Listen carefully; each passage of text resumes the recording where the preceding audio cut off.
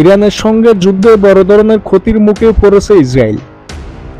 আমেরিকার সংবাদ মাধ্যমগুলো খবরে বলা হয়েছে, এই যুদ্ধে ইহুদিবাদী দেশটির প্রায় $3 বিলিয়ন আর্থিক ক্ষতি হয়েছে।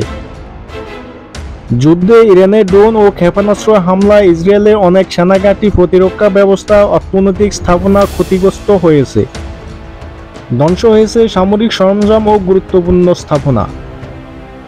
বিশেষজ্ঞরা বলেছেন, এই ক্ষতি শুধু টাকা হিসেবে সীমাবদ্ধ নয়, এতে ইসরায়েলের সামরিক শক্তি দুর্বল হয়েছে এবং তাদের নিরাপত্তা ব্যবস্থা বড় ধরনের চ্যালেঞ্জ তৈরি হয়েছে।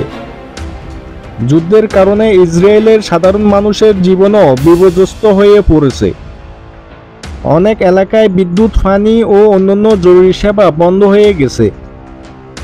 মানুষ আতঙ্কে ঘরবন্দি হয়ে আছে। ইসরায়েল সরকার এখন যুদ্ধের ক্ষতি পুষিয়ে নেওয়ার নানা চেষ্টা করছে।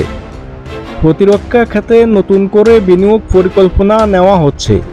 সেই সঙ্গে যুদ্ধ থামিয়ে শান্তি ফিরানোর জন্য আন্তর্জাতিক মহলে সাহায্য চাওয়া হয়েছে। বিশেষজ্ঞদের মতে, যুদ্ধ থামলেও এই ক্ষতি কাটিয়ে উঠতে ইসরায়েলের অনেক সময় লাগবে। নিউজ ডেস্ক, আন্তর্জাতিক দুনিয়া।